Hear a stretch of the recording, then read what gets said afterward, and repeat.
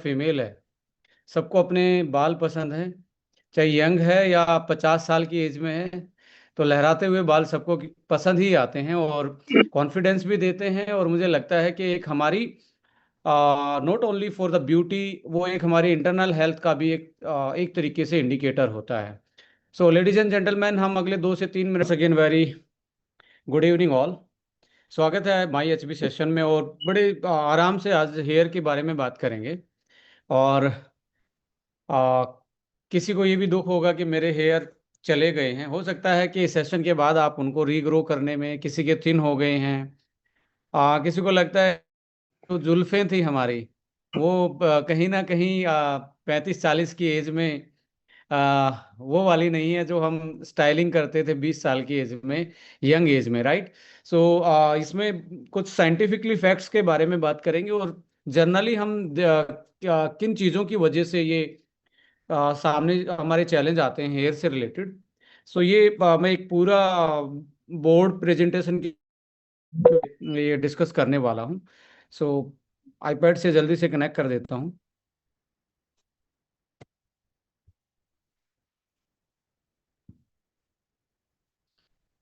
So ladies and gentleman, hair के बारे में हम बात करेंगे और इसकी मिथ क्या है और आपके फैक्ट्स क्या हैं और सॉल्यूशन क्या है और कैसे हम एक बिल्कुल हेल्दी हेयर अपने मेंटेन कर सकते हैं, वो किस कारण से ये सारी चीज़ें हमारी लाइफ में आती हैं। जेंडर स्पेसिफिक कैसे है, कैसे मेल और फीमेल में ये डिफरेंट डिफरेंट तरीके से बिहेवियर करता है। देखिए लेडीज एंड जेंटलमैन, यदि आप देखेंगे ओवरऑल हेल्थ की, जो हम हेयर हेल्थ की बात करें तो दो तरीके से हैं। एक्सटर्नल केयर, एक्सटर्नल केयर और इंटरनल केयर। जनरली मिथ ये है कि हम अच्छा शैम्पू खरीद लेते हैं, अच्छे पार्लर में जाके, आजकल बड़ा चलन है, केराटिन करवा लिया, रिबॉन्डिंग करवा ली, स्ट्रेटनिंग करवा ली, हाइड्रेशन, हर दिन नए नए नाम बदल के आते हैं थेरेपीज के। और फीमेल्स को अक्सर इस तरीके से बताया जाता है ये पिछले वाली जो थेरेपी थी उससे एडवांस ये थेरेपी आई है। तो एक्सटर्नल केयर पे हमारा बहुत ज्यादा फोकस्ड है। यदि आप देखेंगे 10% एक्सटर्नल होता है और 90% हेयर की हेल्थ इंटरनल होती है। बट हम हमारा जो लुक आफ्टर होता है, सबसे ज्यादा हम क्या करते हैं कि 90% यहाँ ध्यान देते हैं और 10% यहाँ ध्यान देते हैं। तो इसी वजह से हमारी प्रॉब्लम का सॉल्यूशन नहीं मिल पाता है। लेडीज एंड जेंटलमैन, इंपॉर्टेंट चीज क्या है, देखिए ये 10% को मैं पहले सबसे पहले बात करूंगा। 10% सबसे इंपॉर्टेंट क्या है कि यहाँ पे आप जो आपको एक्सटर्नल जो स्ट्रैंड दिख रहा है, हेयर दिख रहा है, ये बेसिकली इसको ही आप केयर कर रहे हो। यहाँ 10% है आपकी स्कैल्प की केयर करना। स्कैल्प में सबसे बड़ा जो हेयर फॉल का रीजन बनता है वो बनता है डैंड्रफ। आउटर केयर की बात कर रहे हैं। डैंड्रफ आपका अल्टीमेटली हेयर फॉल को फास्ट कर देता है और ये कहीं ना कहीं आपके स्कैल्प की एक प्रॉब्लम होती है। समटाइम ये माइक्रोबियल ग्रोथ के कारण होती है, समटाइम आपका जो यूज है, ओवर यूज ऑफ केमिकल्स जो है, यानी कि यदि आपका ड्राई स्कैल्प है, स्कैल्प ड्राई है, तो आपको ज्यादा शैम्पू करने की जरूरत नहीं है। और लाइक तो आपको वीकली एक बार ऑयलिंग करके फिर आप शैम्पू करेंगे तो आपको ये वाला यहाँ से आपको बेटर रिजल्ट देखने को मिलते हैं। पर अक्सर लोगों को पता ही नहीं होता मेरा मैं शैम्पू क्यों कर रहा हूँ। शैम्पू एक्चुअली हाइजीनिक प्रैक्टिस है और आपको स्कैल्प को क्लियर करने का, स्कैल्प पे एक तरीके से साफ सफाई का काम है। जब आप शैम्पू करते हो और यदि आपका स्कैल्प जो ड्राई है वो और भी ड्राई हो जाता है, तो ऐसे उसमें आपको डेली शैम्पू ऐसे नहीं करना चाहिए। आपको शैम्पू देख के यूज करना चाहिए। बहुत सॉफ्ट शैम्पू आपको यूज करना चाहिए। जब आपका ड्राई की जगह ऑयली, ऑयली आपका देखिए, यदि ड्राई स्कैल्प है तो आपका वापस से ऑयल आने में और ऑयल जमने में 5 से 7 दिन लगते हैं। तो बेस्ट तरीका क्या है कि शैम्पू करने का, यदि आपका ड्राई स्कैल्प रहता है तो 5 से 7 दिन के बाद ही आप शैम्पू करें। बट जिसका ऑयली वाला होता है तो हर अल्टरनेट डेज पे शैम्पू कर सकता है। सो अल्टीमेटली ये 10% ही है। पर मैं बात करने वाला हूँ इंटरनल। इंटरनल में सबसे बड़ा factor ladies and gentleman nutrition का होता है। और जैसे हमारी स्किन जो है, जो आपका फेस, चमकता हुआ फेस आपके इंटरनल ऑर्गन, क्योंकि ये बोला जाता है अंदर की हेल्थ का आईना जो होता है वो हमारा फेस होता है, हमारा स्किन होता है। बट ये भी हमारी एक तरीके से स्किन ही है, हेयर भी हमारे स्किन का ही पार्ट है, स्किन से ही ऊपर निकला हुआ है। सो ये भी एक तरीके से, यदि आपके हेयर फॉल ज्यादा है, आप हेयर थिनिंग हो रही है, it means there is something जो आपकी इंटरनली प्रॉब्लम चल रही है, उसका ये इंडिकेशन है। जनरली पिछले 5 से 7 साल में हमने इस बायोटिन के बारे में बहुत ज्यादा सोशल मीडिया के तरीके से, शैम्पू की एड में बायोटिन और बायोटिन थेरेपी, केराटिन थेरेपी, ये बहुत सुनने को मिलता है। मतलब बायोटिन बायोटिन के बारे में बहुत सुनने को मिलता है, बट हमने कभी रियलाइज नहीं किया कि बायोटिन अकेला रीजन नहीं है, अकेला हेल्थ हेल्थ हेयर की ग्रोथ को प्रमोट नहीं कर सकता। देखिए सबसे बड़ी प्रॉब्लम जो है, यदि आपके बाल टूट रहे हैं, आपके बाल थिन हो रहे हैं, आपकी डेंसिटी कम होती जा रही है, बाउंस कम हो रहा है, तो रिसेंटली ये पाया गया है, यदि आपको एनीमिया है, एनीमिया है यानी कि आयरन,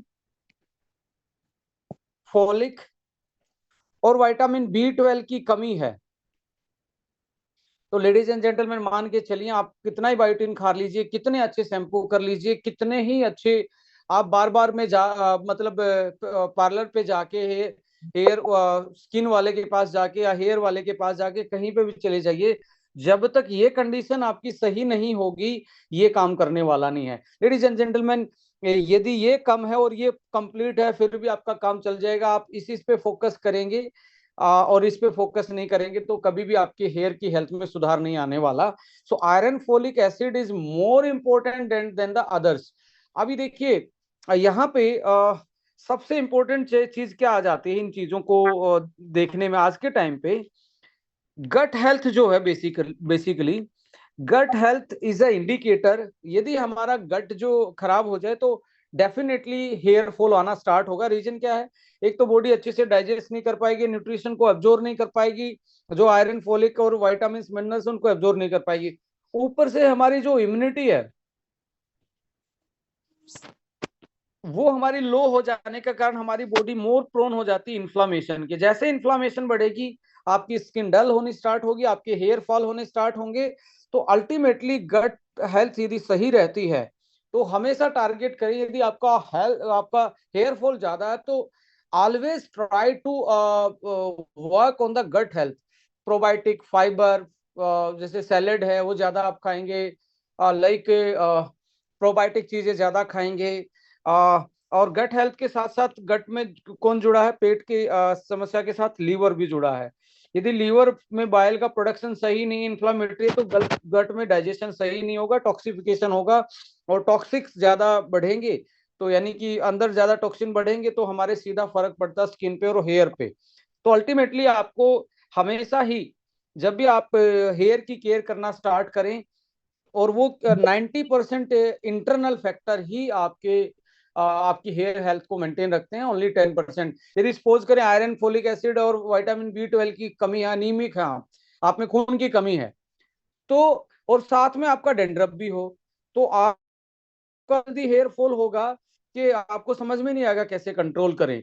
सो और ज्यादा हेयर फॉल को बढ़ा देता है डेंड्रफ, यदि अंदर शरीर में भी कोई कमी आ रही है तो। बट यदि शरीर में कमी नहीं है तो फिर भी बॉडी झेल लेती है डेंड्रफ को भी, और इतना ज्यादा नहीं प्रॉब्लम होने देती। सो एक्चुअली में I would say gut health is the centric for our hair health. पेट से ही आपका हेयर तक का कनेक्शन है। अल्टीमेटली आप देखेंगे आयरन एंड फोलिक एसिड ने क्या करना है, इसी ने ऑक्सीजन को कैरी करना है। ऑक्सीजन कैरी करेगा तो सेलुलर एनर्जी मिलेगी, सेलुलर एनर्जी मिलेगी, नई सेल पैदा करने की क्षमता बढ़ा सकती है। तो और हमारा स्टेमिना है, इसी इन्हीं दो मॉलिक्यूल पे डिपेंड करता है, बिकॉज आरबीसी खून को बढ़ाने में भी ये हेल्प करते हैं। सो गट हेल्थ जिसके साथ लीवर भी जुड़ा है। समटाइम हम क्या करते हैं, आप जनरली आप जाते हैं, आपको डॉक्टर ढेर सारे दवाइयां दे देता है, हेयर हेयर एक्सपर्ट। बेसिकली आज के टाइम पे मिनॉक्सिडिल है, और लाइक फिनिस्टा, फिनिस्टा नाम का एक अदर ड्रग आता है। वो क्या करते हैं, बेसिकली आपके डीएसटी को ब्लॉक कर देते हैं, जब तक आप उनको ले रहे हैं तब तक तो आपको लगता है कि मुझे कुछ हेल्थ में इम्प्रूवमेंट आ रहा है। बट जैसे आप छोड़ते हैं, हेयर फॉल उससे और डबल होना स्टार्ट हो जाता है। सो अल्टीमेटली वो एक सॉल्यूशन नहीं है, मिनोक्सिडिल और फिनेस्टाडिल ये एक सॉल्यूशन नहीं माना जाता, ये टेम्परेरी सॉल्यूशन है। बट मेडिकल साइंस में आपको यही बताया जाता है। बट ये जो फिनेस्टा जो है वो एक्चुअली क्या है, वो एक तरीके से हाइपर टेंशन की एक तरीके से मेडिसिन है। बाद में किसी ने उसको यूटिलाइज कर लिया तो देखा उसके हेयर भी ग्रो कर गए। तो जैसे ऐसी बहुत सारी मेडिसिन है हमारी, बनी किसी चीज के लिए थी बट बाद में यूज किसी चीज के लिए हो रही थी, यानी कि वो ब्लड सर्कुलेशन को बढ़ाने का काम करती हैं। तो यहाँ पे जो कि आपके हार्ट के लिए या किसी और चीज के लिए आपको दिक्कत दे सकते हैं, उनके बहुत सारे साइड इफेक्ट हैं। लाइक मेल में तो ऐसे साइड इफेक्ट भी हैं कि वो इम्पोर्टेंसी बढ़ा देता है, गाइनोमेस्टिया जैसी कंडीशन कर देता है। Ultimately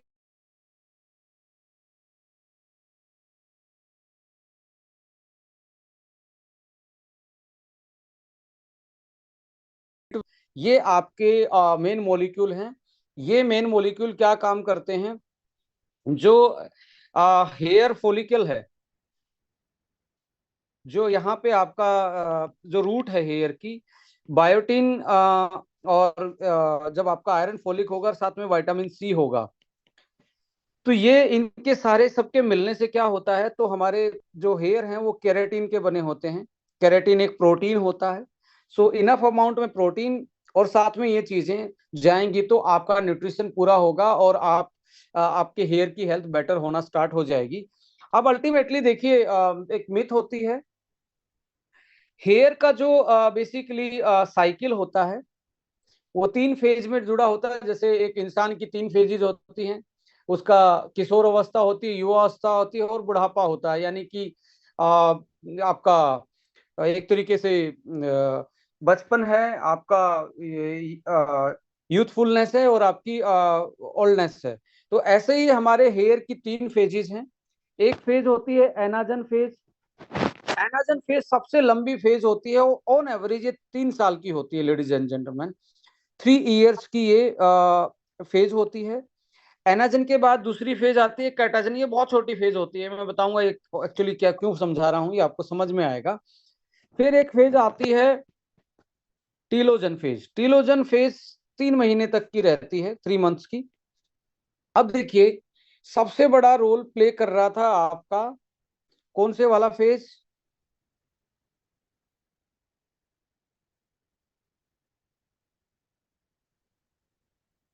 anagen phase. ये इतना बड़ा फेज था, इसको ग्रोथ फेज भी बोलते हैं ladies and gentleman. Growth phase बोलते हैं सबसे, एक बाल यानी कि लगभग लगभग एक बाल की आयु जो आपके हेयर दिख रहे हैं उसकी आयु 3 साल, और लगभग लगभग ये 3 महीने का ये फेज, इसमें एक छोटा सा फेज फेज होता है 2 हफ्ते का, दैट इज कैटाजन। देन 3 1 महीने, 3 साढ़े 3 महीने का टीलोजन, ये वेरी करता है, ऊपर नीचे 10% हो सकता है। तो 3 साल 3 महीने, 3 ईयर 3 मंथ एक बाल की एज होती है। अब देखिए, मैं आपको बता रहा हूं, आप यदि बाल नहीं कटवाएंगे, if you are not going to haircut, haircut नहीं लेंगे, तो क्या ऐसा हो सकता है कि आज आप कभी भी बाल ना कटवाएं तो आपका बाल जो है वो 200 फुट लंबा हो जाए? कभी भी पॉसिबल नहीं होता। हमारी सिख सिख सिख कम्युनिटी में बाल नहीं कटवाए जाते, टर्बन बांधा जाता है, तो और दाढ़ी भी नहीं कटवाई। तो यदि एक बाल लगातार ही बढ़ता जाता तो उसकी लेंथ तो 100 फुट में भी हो जानी चाहिए थी, ऐसा नहीं होता। कुछ बाल आपके एनाजन फेज में होते हैं, कुछ यहाँ पे होते हैं, कुछ यहाँ पे पहुंचते तो उसको गिरना ही है, उसको नेचुरली वो निकल ही जाना है। सो इस फेज में अभी क्या होता है, जनरली 50 से लेके 100 हेयर तक आपका डेली फॉल होता है, इसको बोलते हैं normal daily fall. Daily hair fall में कितने, 50 से 100 हेयर। बट फीमेल्स बहुत ज्यादा कॉन्शियस होती हैं कि मेरे तो इतने बाल टूट रहे हैं, मेरा तो ये हो रहा है। रीजन क्या है, अभी यदि फीमेल के 100 हेयर हों और मेल के 100 हेयर हों और दोनों को इकट्ठा किया जाएगा तो फीमेल की लेंथ बहुत बड़ी है तो गुच्छा सा दिखेगा, और मेल का तो गुच्छा नहीं दिखेगा। तो मेल को इतना दिखता नहीं है, फीमेल को ज्यादा दिखता है, और फीमेल का तो एक हेयर भी बहुत बड़ा अलग से दिखना स्टार्ट हो जाता है। तो अल्टीमेटली क्या है, फीमेल ज्यादा कॉन्शियस हो जाती हैं, क्योंकि ये नॉर्मल है। यदि आपका 100 हेयर फॉल डेली हो रहा है तो ये नॉर्मल है, ये क्योंकि नॉर्मल क्यों है, कुछ हेयर इस फेज में होते हैं, ये तो जाएंगे ही। ऐसा नहीं है कि जो आप आ गया, यदि ऐसा होता तो बहुत लंबा हो जाता, बहुत ही लंबा, जिसने नहीं कटवाए हो या कुछ ऐसी कम्युनिटी है जो हेयर कटवाते ही नहीं है, वो तो फिर बहुत लंबे हो जाने चाहिए थे। ऐसा नहीं होता, यहाँ तक आएगा, यहाँ आते ही गिरना, फिर से यहाँ से नया हेयर बनना स्टार्ट हो जाएगा, फिर इस एज में आएगा। सो अल्टीमेटली आप देखेंगे, यदि मैक्सिमम देखें 100 आपका डेली इंटू 30 डेज, 3,000, 3,000 एक साल में कितने, 36,000। और हमारे उस पे अल्टीमेटली सिर में टोटल 1 लाख के आसपास बाल होते हैं। तो साल में आपके कुछ टोटल 36,000 गए, पर कुछ बालों ने रिसाइकिल कर दिया, तो इसलिए आपको पता नहीं लगता है कि कितने टूटे, कुछ नए भी आ रहे होते हैं। तो इससे सबसे अच्छा यदि आप देखें तो कैसे इसको आप बेटर वो कर पाएंगे, बता रहा हूँ एक जनरल सी ट्रिक। यदि यहां से पकड़ने के बाद आपको डेंसिटी ज्यादा दिख रही है, बेस में डेंसिटी, जैसे आप जो चोटियां बनाई जाती हैं, टेल बनाई जाती हैं, ऐसे यहां से आप देखेंगे, यहां से यदि पूरा डेंसिटी है तो आप मान के चलें कि आपके हेयर सही हैं। कई फीमेल्स क्या होता है ना कि पोनी टेल के बाद जो बहुत मतलब बाउंसी टेल नहीं होती है, तो उनको लगता है कि मेरे हेयर फॉल बहुत ज्यादा हो गए हैं। तो वहां से नहीं पकड़ के मेजर करना कि कितना हैवी है, यहाँ से मेजर करना है कितना हैवी है। यदि यहाँ से आपका हैवी है तो अल्टीमेटली ये मान के चलें कि आपके कुछ हेयर नए हैं, कुछ हेयर पुराने हैं, तो यहाँ से ही आप अल्टीमेटली उसको काउंटर कर पाएंगे। सो है कि ये एक नेचुरल प्रोसेस है, कुछ इस फेज में होंगे, कुछ इस फेज में होंगे। तो आप इस फेजेस को, ये सेलुलर फेज है, तो सेलुलर, हर सेल को न्यूट्रिशन चाहिए, न्यूट्रिशन नहीं देंगे, आप कितना अच्छा शैम्पू कर लीजिए, कितना अच्छा मसाज कर लीजिए, अल्टीमेटली आपका समाधान होने वाला नहीं, बाल रुकने वाले नहीं है। सो पहला फैक्टर था न्यूट्रिशन। दूसरा फैक्टर है ladies and gentleman, hormone. Hormone जो होते हैं, देखिए यहाँ पे भी मैं आपको कुछ चीजें समझाना चाहूंगा। हार्मोन्स में बेसिकली फीमेल के लिए सबसे बड़ा चैलेंज होता है हार्मोन का, एज कंपेयर टू मेल। देखिए मेल तो जब वो मेल पैटर्न होता है, जो स्पेशल पैटर्न होता है बाल्डनेस का, तो वो एक तरीके से जेनेटिकली ड्राइव है और हार्मोनल ड्राइव है, कि जब उनके बाल जाएंगे तो वो गंजे ही हो जाएंगे एक ही टाइम पे आके। मतलब यदि आप देखें तो बंदा 3 से 5 साल में गंजा हो जाता है, जब यदि उसके जेनेटिकली ऐसा हेयर फॉल का पीछे से कोई प्रॉब्लम है जेनेटिकली और हार्मोन के कारण है। तो रीजन क्या है कि मेल में यंग एज आने के बाद हार्मोनल का कोई ज्यादा एक तरीके से चेंजेस एकदम से नहीं आता एज कम्पेयर टू फीमेल। जैसे प्यूबर्टी आती है फीमेल में, तब आपके प्यूबर्टी की एज में हार्मोन का उल्टा पलटी होगा। 20 से 25 साल में अलग हार्मोन का लेवल है, प्रेगनेंसी में अलग है, पोस्टपार्टम अलग है। पोस्टपार्टम अलग है, पोस्टपार्टम का मतलब है डिलीवरी के बाद उसके हार्मोन फिर से अनबैलेंस होने हैं। तो फिर उसके बाद मेनोपॉज में अलग उनके साथ प्रॉब्लम आनी है, प्री में एंड पोस्ट में। तो फीमेल के साथ इतने ज्यादा चेंजेस आते हैं हॉर्मोन्स में, इसी की वजह से फीमेल्स को ये ज्यादा समस्या देखने को मिलती है। और फीमेल में स्पेशल जो पैटर्न है बाल्डनेस का, जो हेयर गिरने का, वो बीच में से है, सेंटर सेंटर में से आपको दिखेंगे, यहाँ से खाली होना दिखता है जब वो हेयर को इस तरीके से पैटर्न में सेट, यहाँ से डेंसिटी कम होना स्टार्ट हो जाती है। सो अल्टीमेटली रीजन क्या है, देखिए प्रेगनेंसी में, अब मैं आपको एक मिथ मिथ और साइंस को यहाँ पे ब्रेक करना चाहेंगे। ड्यूरिंग प्रेगनेंसी, ड्यूरिंग प्रेगनेंसी ज्यादा बाल नहीं गिरते हैं, यानी कि प्रेगनेंसी में ज्यादा बाल नहीं गिरते। रीजन क्या है, उस टाइम पे फीमेल की बॉडी में ऐसे चेंजेस आए हैं कि ग्रोथ हार्मोन ज्यादा आए हुए हैं, एस्ट्रोजन बहुत ज्यादा बढ़ा हुआ है। इसकी वजह से ये जो एनाफेज जो होती है वो एक्सटेंड हो जाती है। एनाफेज एक्सटेंड होगी, ये एनाफेज में यही रुक जाएगा, बाल आगे बढ़ेगा नहीं, ग्रोथ फेज में ही रह जाएगा। जैसे डिलीवरी होती है, जैसे डिलीवरी होती है तो एकदम से हार्मोन चेंज होते ही एकदम से बाल गिरते हैं। तो ये नेचुरल है, इसको आप ज्यादा दिमाग पे ना लीजिए यदि आप को ऐसा लग रहा है। बिकॉज एना फेज से ये जो गिरने वाली फेज है ये रुकी हुई थी, ये ट्रेन रुकी हुई थी प्रेगनेंसी में। तो आपको प्रेगनेंसी में ज्यादा बाल गिरते हुए नहीं नजर आएंगे, इवन बाउंसी हेयर नजर आएंगे। जैसे ही आपके 3 महीने होंगे डिलीवरी के बाद के, उनमें ये आपके सारे बाल निकल जाएंगे और नए बाल आने की पोजीशन आनी स्टार्ट होगी। तो ये हार्मोन चेंज के कारण होता है। अब ये हार्मोन क्या है, बेसिकली एक डीएचटी होता है, डाई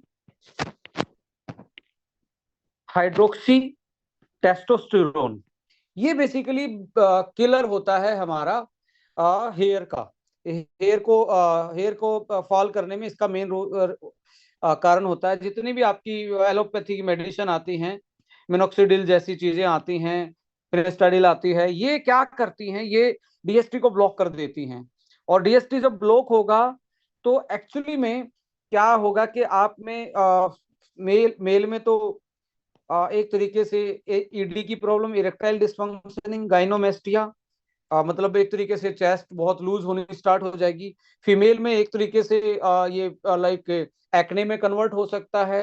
पीरियड साइकिल उनकी अनबैलेंस हो सकती है, और ये रिपोर्टेड स्टडी हैं, 2 से 3% लोगों में ये साइड इफेक्ट आते हैं। बट डीएसटी के कुछ नेचुरल ब्लॉकर भी होते हैं। ऐसी हर्ब्स होती हैं जो डीएसटी को ब्लॉक कर देती हैं, यानी कि एक एंजाइम होता है एरोमेटेज, एरोमेटेज के कारण उसको, एरोमेटेज को इनिबिट कर देते हैं, तो जो डीएसटी बनने से रोक देता है। और एक तो डीएसटी को ब्लॉक करना, एक बनने से रोकना, इसमें फर्क। आयुर्वेदा और हर्ब्स क्या कर रही है, बनने से रोकना, इसको ब्लॉक कर रहा है। अब किसी को आप बांध के रखेंगे, जब वो खुलेगा तो पूरा आतंक बचाएगा। इसलिए क्या होता है, जब तक ये मेडिसिन यूज कर रहे थे तब तक तो वो आपका रुका हुआ था। अब बंदा, डॉक्टर ने अपना कमर्शियल चीजों को दे देना था आपको कि 6 महीने का कोर्स है, 6 महीने तो आप उन्होंने खाया। अब उसको क्या ही पड़ी है आपके 7वें महीने जाए या ना जाए। बोले देखो, मैं तो जब तक इलाज कर रहा था ना तब तक ये सही था, उसके बाद फिर से निकल जाने हैं। सो ऑलवेज जो आज क्लिनिकल प्रूवन हर्ब्स हैं कुछ ऐसी जो डीएसटी को ब्लॉक करती हैं, वो बेसिकली हमारी हमें यूज करनी चाहिए। वो भी मैं बताऊंगा कौन सी हर्ब्स हैं। एक होता है हार्मोन को अनबैलेंस करने के लिए, फीमेल्स का तो मैंने बताया, हर स्टेज पे अलग अलग हार्मोन का दिक्कत होती है, उनके नेचर ने ऐसा ही बनाया है। और दूसरा ये होता है, मेल में ही टेस्टोस्टेरोन ज्यादा होता है, टेस्टोस्टेरोन कन्वर्ट हो रहा है डीएसटी में। तो इसलिए देखेंगे ज्यादा जो पैटर्न आता है बाल्डनेस का, गंजेपन का, वो जेनेटिकली मेल में बहुत ज्यादा होता है एज कम्पेयर टू अदर। उसके रीजन क्या है, फीमेल में एस्ट्रोजन हमारे हेयर की ग्रोथ के लिए इंपॉर्टेंट होता है, मेल में वो नहीं होता है।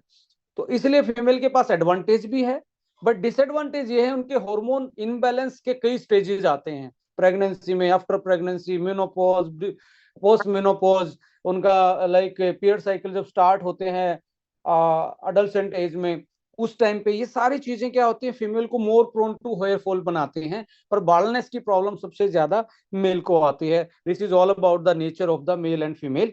सो आपको हार्मोन को बैलेंस रखना पड़ेगा। एक हार्मोन को ट्रिगर करता है आपका स्लीप पैटर्न एंड स्ट्रेस।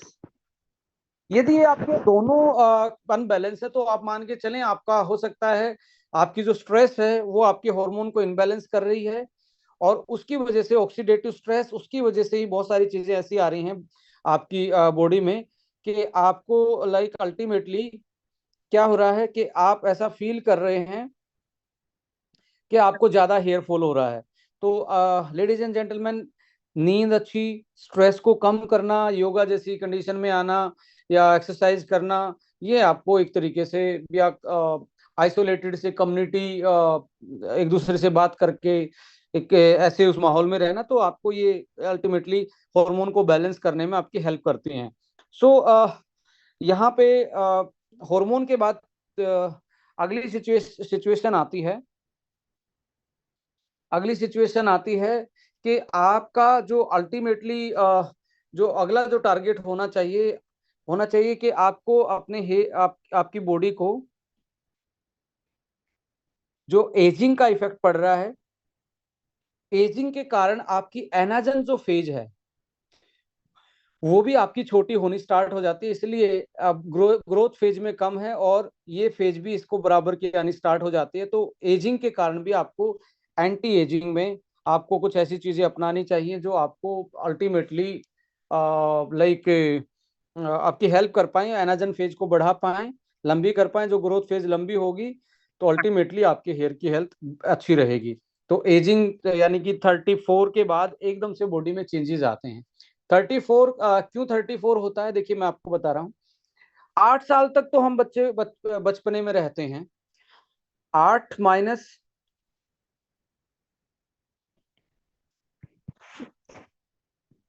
26, ये हमारा सेल का एक तरीके से ये हमारी यूथ की अवस्था होती है। इसमें क्या होता है ना, हमारे हार्मोन का सिक्रेशन होना ज्यादा रहता है। जैसे ये यहाँ पे पहुंचना स्टार्ट हो जाता है तो ये वाली फेज जो बिल्कुल यंग फेज थी, हमारी सेल सारी नई थी, फंक्शनिंग सही थी, तो यहाँ तक सारी चीजें सही थी। यहाँ के बाद क्या होना स्टार्ट हो जाता है कि आप चेंज होना स्टार्ट हो जाता है। आपकी बॉडी में ऑक्सीडेटिव स्ट्रेस, माइटोकॉन्ड्रिया की फंक्शनिंग, लाइक सेल का मेटाबॉलिक फंक्शन, ये चेंज आएगा, और चेंज आएगा तो बॉडी में रीजनरेशन पावर कम होनी स्टार्ट हो जाती है। सो एंटी एजिंग की किसी पर्टिकुलर उसमें बताएंगे 34 साल की एज में क्या चेंज आते हैं, 50 से 60 साल की एज में बॉडी में क्या चेंज आते हैं, 70 साल प्लस में क्या चेंज आते हैं, ये किसी नेक्स्ट में बताएंगे। अल्टीमेटली क्या है, यदि हम देखें तो न्यूट्रिशन है, हार्मोन है, गट हेल्थ है, एंड एजिंग है। लाइफस्टाइल तो है ही जिसमें सोना है और ये सारी चीजें हैं।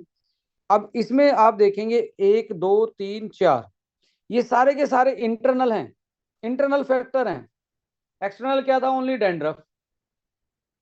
डैंड्रफ की केयर कर लें और इंटरनल इन चीजों को आप मेंटेन कर लें तो आप अपने बहुत अच्छे सुंदर हेयर को मेंटेन कर सकते हो। और अल्टीमेटली आप जो एक होता है ना, कॉन्फिडेंस आता है यार, अच्छे बाल होते हैं। और फीमेल्स को तो बहुत ज्यादा आता है। जिस दिन उन्होंने कोई हेयर स्पा लिया है तो ज्यादा मतलब मूड मूड भी उनसे ड्राइव होता है कि ज्यादा कॉन्फिडेंस फील करते हैं, ज्यादा इंटीमेट फील करते हैं। मतलब अल्टीमेटली क्या है कि भी ये हमारा एक तरीके से सिंबल है हमारी अल्टीमेट हेल्थ का, अल्टीमेट वेलबींग का। सो आइए एक पीपीटी के थ्रू मैं थोड़ा सा गाइड करूंगा कि इन सारी चीजों को कैसे कोप अप करें और क्या हम अल्टीमेटली इस सेशन से लेके जा सकते हैं। ये तो मैंने आप लोगों को जनरली बताया कि कैसे कैसे हमारी बॉडी बिहेवियर करती है और किन चीजों की वजह से क्या चीजें होती हैं। सो देखिए ये हेयर का स्ट्रक्चर है लेडीज एंड जेंटलमैन, जल्दी जल्दी मैं बताने वाला हूँ। इस एरिया को बोलते हैं, जो रूट वाला पार्ट है इसको बल्ब बोलते हैं। इसमें जो ब्लड की सप्लाई आती है, हेयर पेपिला, यहाँ से हेयर निकलता है। जो जो एनाजन फेज के बाद जो टीलो फेज में पहुंचा है, तो यहाँ से नया हेयर बनना स्टार्ट होता है और यहाँ से supply.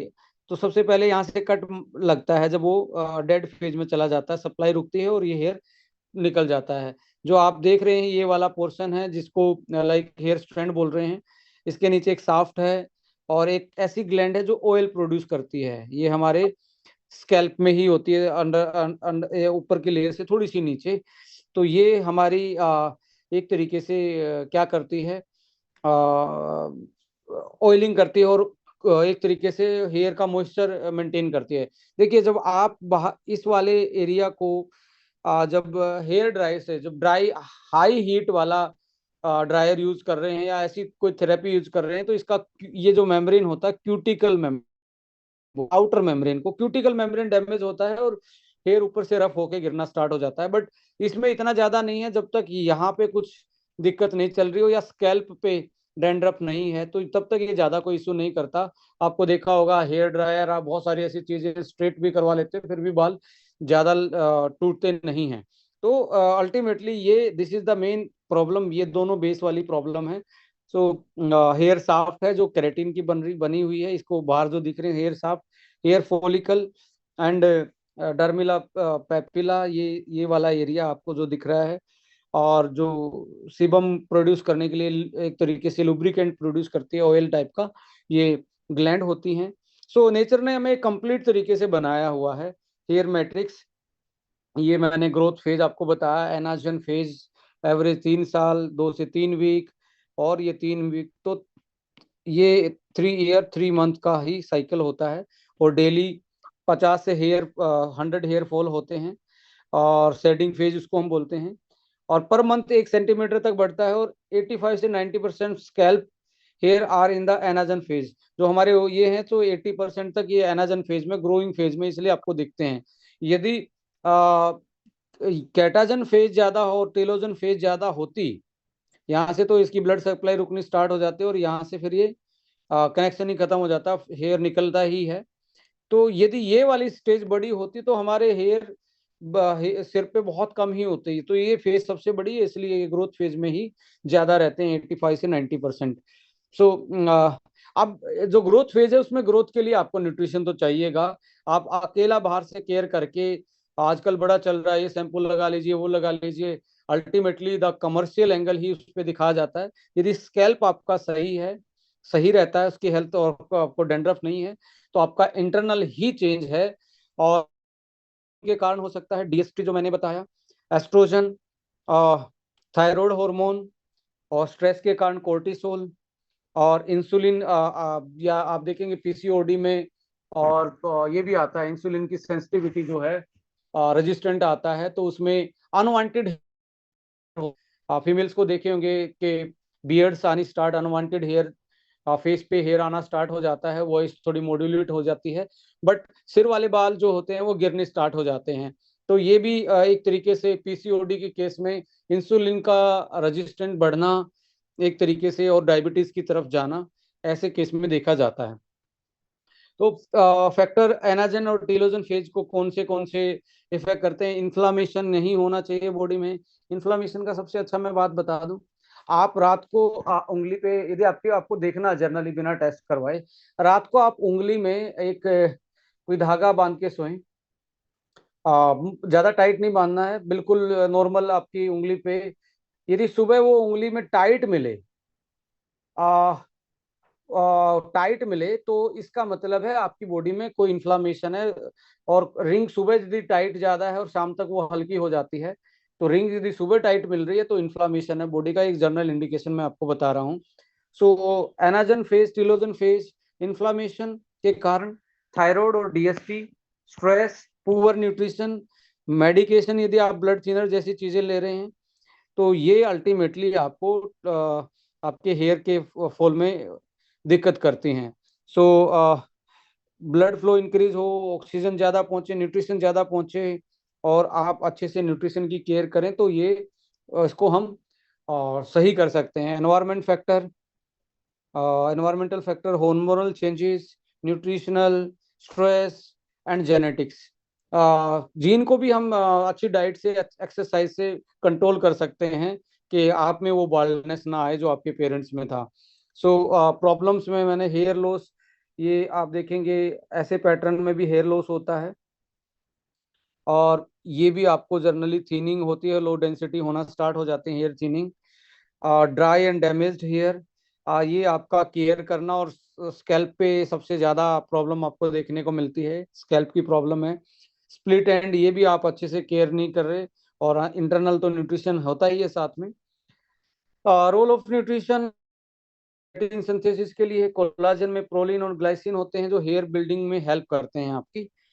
Antioxidant, vitamin A, vitamin C, anagen phase को ज़्यादा लंबा चलाते हैं, तो ग्रोइंग एज में ज़्यादा रहता है।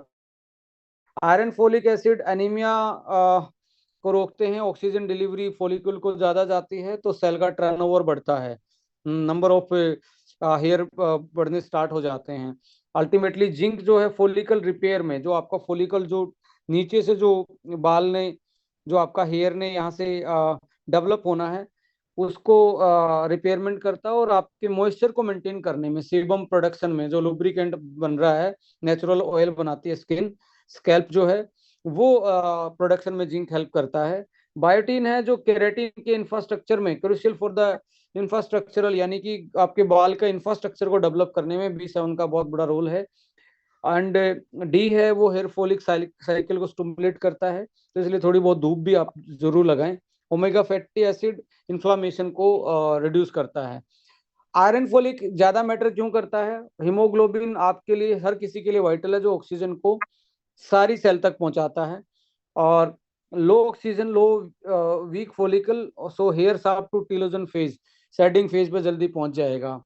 और सीरम फेरेटिन, यदि आपका, जब आप हेयर फॉल का एक और आप देखें, सीरम फेरेटिन लेवल यदि आपका बॉडी में less than 30 nanogram/ml है, तो आपके हेयर फॉल ज्यादा होंगे। तो जब भी आप हेयर फॉल ज्यादा हो रहे हैं, तो आप देखें आपका एचबी तो लो नहीं है, आपका फेरेटिन लो तो नहीं है, आपका आरबीसी काउंट डाउन तो नहीं है। तो ऐसे केस में आपको सबसे पहले अपना आयरन फोलिक और ऐसा कॉम्बिनेशन जो विटामिन B12 और जिंक भी साथ में हो, मैग्नीशियम जैसी चीजें हो, और प्रोटीन, इस पे आप ज्यादा फोकस करेंगे तो आपको ये अल्टीमेटली हेल्प करेगा। सो फोलिक एसिड जो है essential for supporting rapid division of matrix cells. Matrix cells जो होती हैं हेयर बल्ब, जहाँ से हेयर निकल रहा है, इसमें सेल के डिवीजन को बढ़ा देते हैं, जिसकी वजह से हेयर की ग्रोथ होनी लाजमी सी बात हो जाती है, यानी कि रैपिड ग्रोथ होना स्टार्ट हो जाता है। So low folate poor nutrition supply की वजह से stunted hair growth and weaken strand quality, thinning होना, फोलिक एसिड की वजह से थिनिंग होना स्टार्ट हो जाती है हेयर की। So iron folic are the foundational nutrients for the healthy hair. Biotin biotin सुन सुन के आप पक गए होंगे, बहुत सारी बायोटिन के बारे में नॉलेज मिली होगी, बट अल्टीमेटली आप देखेंगे iron folic is the ultimate solution along with vitamin B12 and zinc. So inner and outer care is very necessary. Hygiene, nutrition, physiology, hormone balance, genetics and ageing. Age का अलग nutrition है, उसमें आपको अलग तरीके से अपने हेयर को बचाने के लिए काम करना पड़ेगा। सो ये मिथ है, is iron folic is better than the biotin. देखिए चाहिए दोनों, बट इसके बिना बायोटिन भी कुछ नहीं है, कुछ काम करने वाला नहीं है। सो ये प्रॉपर उसमें चाहिए, ये नहीं होगा। और आज देखिए फीमेल्स को 60% जो फीमेल हैं वो एनीमिक हैं, आयरन की डेफिशिएंसी, क्योंकि उनको पीरियड साइकिल में लॉस होना हर महीने, ये अल्टीमेटली उनको हेयर लॉस की तरफ भी लेके जाता है, हेयर की हेल्थ की तरफ भी लेके जाता है। So stress versus serum, serum जितना इंपॉर्टेंट है या स्ट्रेस को मेंटेन करना जितना इंपॉर्टेंट है? मैं कहता हूँ स्ट्रेस को मेंटेन कर लिया, सीरम ना भी लगाओगे तब भी आपका हेयर का हेल्थ बहुत अच्छा रहेगा, राइट? सो स्ट्रेस को जरूर आप कोप अप करें। तो एक ऐसा प्रोडक्ट है जिसको आपने ब्लड बूस्टर के रूप में सुना होगा, बट मैं कहता हूँ ये आपका हेयर बूस्टर भी है। आपको स्टेमिना बढ़ाएगा, आपका ब्लड बढ़ाएगा, आपका आरबीसी, आपका एचबी, आपका हेयर का ग्रोथ, ये अल्टीमेटली एक ब्यूटी तरीके से आप इसको यूज कर सकते हैं।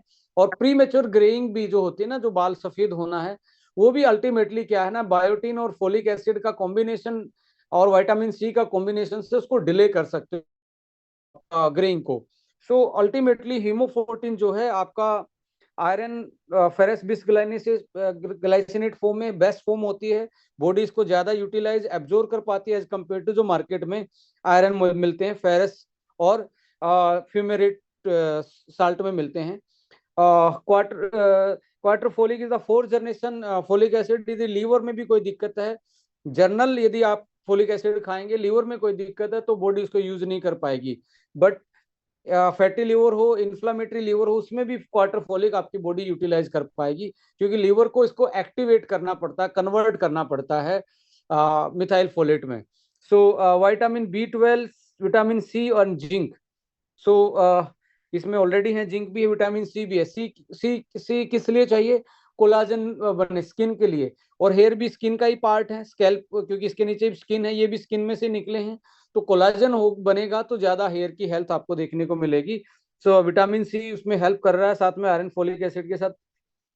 बीट रूट, मोरिंगा, स्पिनच, ये एक तरीके से ब्लड बूस्टर का काम कर रहे हैं, स्टेमिना बूस्टर का काम कर रहे हैं, energy, Vitality, neurological health and immunity, antioxidant, anti ageing, ये वाला फॉर्मूला ये आपको हीमोफोर्टिन में मिल रहा है।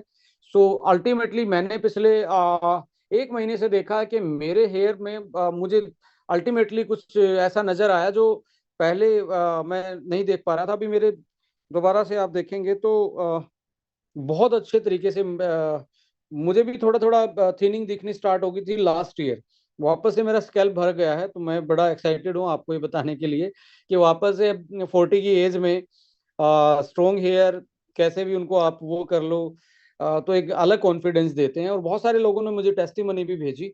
बट इसको अल्टीमेटली आपने अपने शेड्यूल में डालना है। यदि कोई फीमेल सुन रही है, एक तो हमारे ब्लड, एक हमारे लाइक हीमोग्लोबिन को बेटर करेगा, बॉडी की स्ट्रेस को, स्टेमिना को टारगेट करेगा, हेल्दी हेयर को ये टारगेट करेगा। सो रिकमेंडेड क्या है, खाना खाने के बाद सुबह एक सुबह एक शाम को आप लेंगे तो बेटर आपको रिजल्ट आएगा। सो इसके लिए हेयर वन जो है वो बेसिकली कैसे यूज करना वो भी मैं बताने वाला हूँ। हेयर फॉलिकल ग्रोथ को हेल्प करता है, डीएसटी ब्लॉकर वाली इसमें जो मैंने हार्मोन को बताया था, जो मेन रीजन है बाल गिरने का, बाल झड़ने का, डीएसटी हार्मोन उसको ब्लॉक करने वाली चीजें भी इसमें हैं। लाइक इनिबिट करती है बेसिकली, मिनिमाइज एक्सेस शेडिंग, जो आपके एक्सेस बाल गिर रहे हैं उसको मिनिमाइज करता है। और ब्लड सर्कुलेशन स्कैल्प में बढ़ाता है, यहाँ खून ज्यादा बढ़ेगा तो आपका न्यूट्रिशन ज्यादा जाएगा। एंटीऑक्सीडेंट सपोर्ट भी है।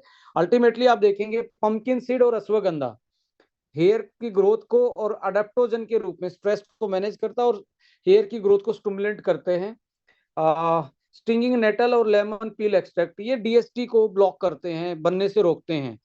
सो ये आपका हार्मोन को एक तरीके से जो कारण बनता है बेसिकली बाल गिरने का हार्मोन, उसको ये स्टिंगिंग नेटल सीड और लेमन पील एक्सट्रैक्ट ये उसको ब्लॉक करते हैं। और ग्रीन पी और अश्वगंधा हेयर स्ट्रेंथ करते हैं और फॉलिकल जो जहां से बनना है उसको स्ट्रेंथन देता है ग्रीन पी एक्सट्रैक्ट। और एंटीऑक्सीडेंट तो साथ में है ही, स्टिंगिंग नेटल और लेमन पील एक्सट्रैक्ट। तो इस तरीके से आपका हेयर वन काम करता है।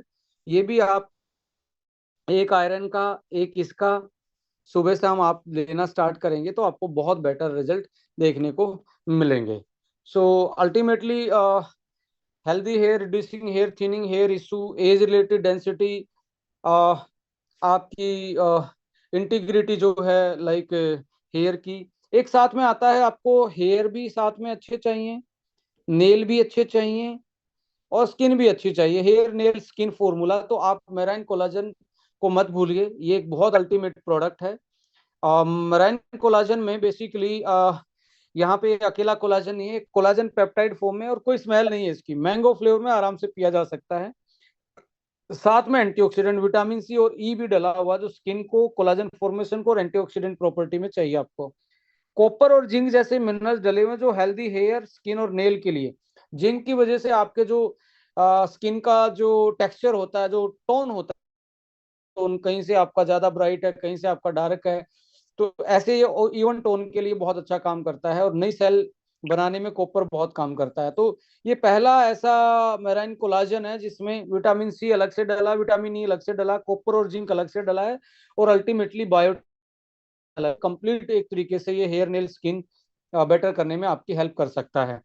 सो बहुत अच्छे टेस्ट में है, मैंगो फ्लेवर में 10 ग्राम लीजिए, 100 ग्राम ml कोल्ड वाटर में, नॉर्मल वाटर में यूज कीजिए। और बेस्ट तरीका ये है कि सीजनल फ्रूट जो चल रहा है अभी, जैसे मैंगो चल रहा है मैंगो डाल लीजिए, कभी आपका लाइक स्ट्रॉबेरी चल रहा है तो स्ट्रॉबेरी, तो सिट्रस फ्रूट जो डाल सकते हो और ब्लेंड करके इसको स्मूदी बना के पियेंगे। मैं कहता हूँ आप 10 दिन में स्किन और हेयर में अलग से ही चमक देखेंगे। सो वीगन प्रोटीन देखिए, एक स्टडी ये कहती है स्पेशली फॉर द वुमेन्स, यदि आप पीसीओडी की प्रॉब्लम है तो आप डेयरी रिलेटेड प्रोडक्ट खाएंगे तो और ज्यादा पीसीओडी बढ़ती है और ज्यादा हार्मोन इनबैलेंस होते हैं। तो ऐसे में आपको प्रोटीन तो चाहिए, तो आप डेयरी से नहीं ले रहे हैं यानी कि वे प्रोटीन कैजिन होता है उसमें, तो आपको वीगन पे जाना चाहिए जो आपकी पीसीओडी को बढ़ने से भी रोकता है। और अल्टीमेटली आपको ये हेयर के से लेके स्किन और पीसीओडी को कंट्रोल करने में हेल्प करता है। तो हमेशा ध्यान रखिए, हाई शुगर और हाई डेयरी प्रोडक्ट यदि आप ज्यादा कंज्यूम कर रहे हो और आप you are suffering from the PCOD या इरेगुलर पीरियड्स प्रॉब्लम चल रही है, तो आपको अवॉइड करना चाहिए और आपको वीगन प्रोटीन की तरफ जाना चाहिए। इसमें पी प्रोटीन, और पी को बालों के लिए बहुत अच्छा माना जाता है। ब्राउन राइस और प्रोटीन आइसोलेट, इनमें ये like brown rice, protein isolate, ये दो टाइप के वीगन प्रोटीन अलग अलग रिसोर्सेज से बना है, और उसकी जो पीडी कास्ट वैल्यू है वो ऑलमोस्ट 1 के आसपास है। तो PD cast volume, PD cast score जो है यदि 1 होगा तो अल्टीमेटली उसका प्रोटीन की जो क्वालिटी है वो सुपर्ब होगी। सो इसके साथ साथ इसके एसबीटीसी जूस जो है वो पावरफुल एंटीऑक्सीडेंट है। यदि आपका गट खराब रहता है, पेट खराब रहता है, आपको सबसे पहले इससे स्टार्ट करना चाहिए कि आपकी बॉडी डिटॉक्सिफाई हो जाए। ये सीबकथोन और करक्यूमिन का जूस है, और इसमें साथ में कुछ ऐसी हर्ब्स हैं जो आपकी इम्यूनिटी को बूस्ट करती हैं साथ साथ में, और डाइजेशन को और हेल्दी स्किन और हेयर एंड जॉइंट्स की हेल्थ में बेटर इसके रिजल्ट देखने को मिलते हैं। सो अल्टीमेटली इसमें सीबकथोन, अश्वगंधा, गिलोय, स्टावरी और करक्यूमिन इसमें ऐड है। तो दिन का आप 30 ml यूज करें सुबह सुबह। लगभग लगभग इसको 150 ml तक पानी में मिला के यूज करेंगे तो ये आपको बहुत सुधार दिखेगा आपकी इम्यूनिटी में, आपके गट हेल्थ में और आपकी एनर्जी लेवल में। ये मल्टीविटामिन है। यदि आपको लगता है कि आप अच्छे से डाइट नहीं ले पा रहे हैं और सही से नहीं खा पा रहे हैं, टाइम से नहीं खा पा रहे हैं, तो इसमें एक ऐसा एडवांस मल्टीविटामिन है ये जिसमें मिनरल्स भी हैं, विटामिन में है, और प्रोबायोटिक है जो गट को सही रखता है। और ये ऐसा पहला प्रोबायोटिक बेस्ड मल्टीविटामिन था जो जनरल न्यूट्रिशन के साथ आपको प्रोबायोटिक मिल रहा है। अमाइनो एसिड हैं जो आपको डेली आपकी वाइटलिटी को मेंटेन करते हैं। एंटीऑक्सीडेंट डले हैं जो ऑक्सीडेटिव स्ट्रेस को और ब्रेन वेलनेस, एंटी एजिंग और इम्यूनिटी बूस्टर से लेके स्टेमिना बूस्टर जैसी हर्ब्स इसमें डली हैं। और कुछ ऐसी चीजें डली हैं जो कि कहीं पे भी आपको नहीं मिलती हैं मल्टीविटामिन में। एक टीएमजी होता है जो डीएनए को रिपेयर करने में हेल्प करता है, एंटी एजिंग है, स्किन को रिजनरेट करता है, हार्ट से लेके एथलीट परफॉर्मेंस में आपकी हेल्प करता है।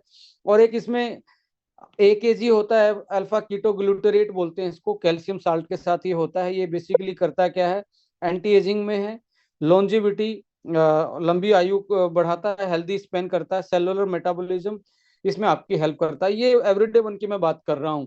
सो इसमें बहुत सारी ऐसी चीजें हैं जो अपार्ट फ्रॉम आपका बेसिक न्यूट्रिशन आपको एडवांस न्यूट्रिशन दे रही हैं। प्रोबायोटिक है, एंटीऑक्सीडेंट है, अमाइनो एसिड हैं, हर्ब्स हैं, टीएमजी है, AKG है, साथ में विटामिन मिनरल्स भी हैं।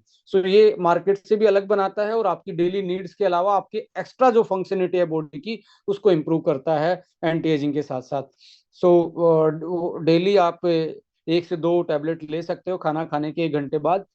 सो अब अर्ली मॉर्निंग स्टार्ट होनी चाहिए आपकी एसबीटीसी से। एसबीटीसी के बाद आपको ब्रेकफास्ट में थोड़े से भीगे हुए ड्राई फ्रूट्स, एक आधा सीजनल सिट्रस फ्रूट और 10 ग्राम के आसपास वीगन प्रोटीन आपको स्टार्ट करना चाहिए। 1 घंटे के बाद आपको मेराइन कोलाजन, हेयर वन, ये जर्नल आपको रूटीन बताया जा रहा है, और मल्टीविटामिन जो आपका जैसे वुमेन्स के लिए स्वीट 18+ है, एवरीडे वन है मेल के लिए, अमेजिंग 40+, 40+ महिलाओं के लिए एक मल्टीविटामिन ये है कॉम्बिनेशन। यदि आपको कोई स्पेशल इशू है हेयर से लेके, आप देखें यदि आपको स्ट्रेस है, स्ट्रेस के केस में कॉम्बिनेशन क्या बनता है, यहाँ पे अस्वा वन, ब्रेन वन और आपका क्या बोलते हैं, हीमोफोर्टिन, एक एक एक एक एक एक, ये आपको यूटिलाइज करना चाहिए क्योंकि आपका स्ट्रेस मेन कारण है हेयर फॉल का, तो इससे काउंटर कर सकते हैं। That is the best combination. उसके बाद आता है यदि हार्मोन इनबैलेंस है, हार्मोन का इशू है, देन आपको, ये फीमेल के लिए मैं बता रहा हूँ, या मेल हो या फीमेल दोनों के लिए बेटर है, अस्वा वन एक, हेयर वन दो, और आपका आ, एक एक ये। अस्वा वन तो दिन में एक ही लेना है, हेयर वन दो लेने हैं, और आपने हीमो लेने हैं दो, वन वन। सो ये दोबारा से मैं बताता हूँ, हीमोफोर्टिन एक, एक आपका अस्वावन, एक आपका हेयर वन ब्रेकफास्ट के बाद सोते टाइम, एक आपका हीमो, और एक आपका हेयर वन। तो ऐसे करके आप इसको प्लान कर सकते हैं। पोस्टपार्टम की बात करें तो आप यानी कि अल्टीमेटली जब डिलीवरी के 3 महीने के बाद हेयर को आप बेटर करना चाहते हैं तो ऐसे में आपका हीमो, हीमो एक सुबह, एक असवा, और 10 ग्राम मेराइन कोलाजन, और लैक्टेटिंग मदर इसको ले सकते हैं, कोई दिक्कत नहीं है। शाम को भी एक ये, एक ये, और 10 ग्राम ये 2 बार आप यूटिलाइज करेंगे तो इसको एक बार भी कर सकते हैं, आपकी नीड के अनुसार कर सकते हैं, बट इनको 2 टाइम आप यूज करेंगे, हीमो को, असवा को, मराइन कोलाजन के साथ। यदि आपको लगता है मेल मेल के केस में क्या करना है, मेल के केस में हमें, ये मेल का केस है, मेल बाल्डनेस, जो मेल में गंजापन की शिकायत होती है, तो ये वाइटलिटी ई एड ऑन किया हमने बेस्ट यूज के लिए। एक विटामिन ई, एक असवा वन, और एक here one, twice a day, दिन में 2 बार आप यूटिलाइज करेंगे। तो आप, और ये देख लें यदि खून की कमी है तो आप हीमो इसमें साथ में एड ऑन कर सकते हैं। सो यहाँ पे यदि लगता है गट का इशू आ रहा है, लीवर इशू है, तो लीवो वन, लीवर वन, और साथ में आपने क्या करना है, हेयर वन, ये यूटिलाइज करना है। और इसके साथ साथ यदि आपको लगता है कि डाइजेशन का ज्यादा इशू है, डाइजेशन का इशू है, ये लीवर के इशू की बात थी, डाइजेशन का इशू है, तो आपको एसबीटीसी और लीवो वन, ये 2 चीजें आपको एड ऑन करनी है हेयर वन के साथ।